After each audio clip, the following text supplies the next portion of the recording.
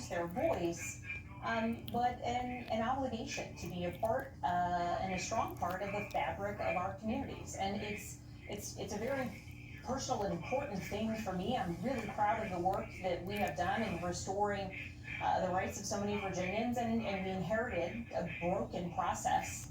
And importantly, when I came into office, there were no records of people who had applied and not yet received an answer, who had applied and been denied, and we had to recreate a system. And just kind of a reference, when my predecessor, in his first 4 months, he restored the rights of more than 3,500 people.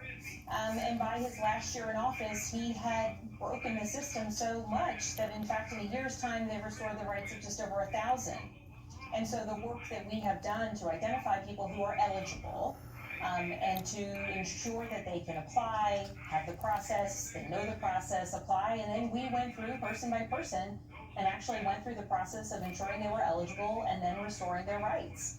I think it's extraordinarily an important thing to do. And as you mentioned, Simone, Virginia is one of the worst 3 states in the nation, because in our Constitution, except for when the governor grants you your rights back, you've lost that right. Now, importantly, for voters who are going to get out to the polls in November, we do have a constitutional amendment on the ballot that would allow for automatic restoration of rights for people who are eligible.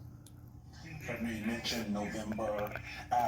WTOP reports that you believe that you could flip at least 4 House seats in Virginia, but you're concerned that Trump will sold out in the election.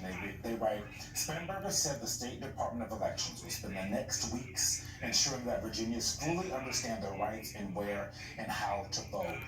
When you were a freshman Congresswoman, you and I sat down and you said to me, I am happy to be described as boring and effective. And that's something that has stuck with me for a very long time.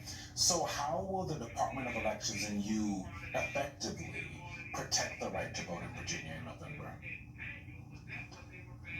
Now, importantly, our Secretary of Administration, Tracy DeShazer, runs a phenomenal Department of Election, and has paid deep and close attention, certainly with the primary elections that we just had in Virginia yesterday. We had a strong opportunity for us to, again, ensure that our processes work. And as challenges occur, we had some flooding in parts of the state, and we had to move some polling places last minute as a result of those sort of natural. We've been in drought circumstances, so we're pleased for the rain, but had to adjust quickly.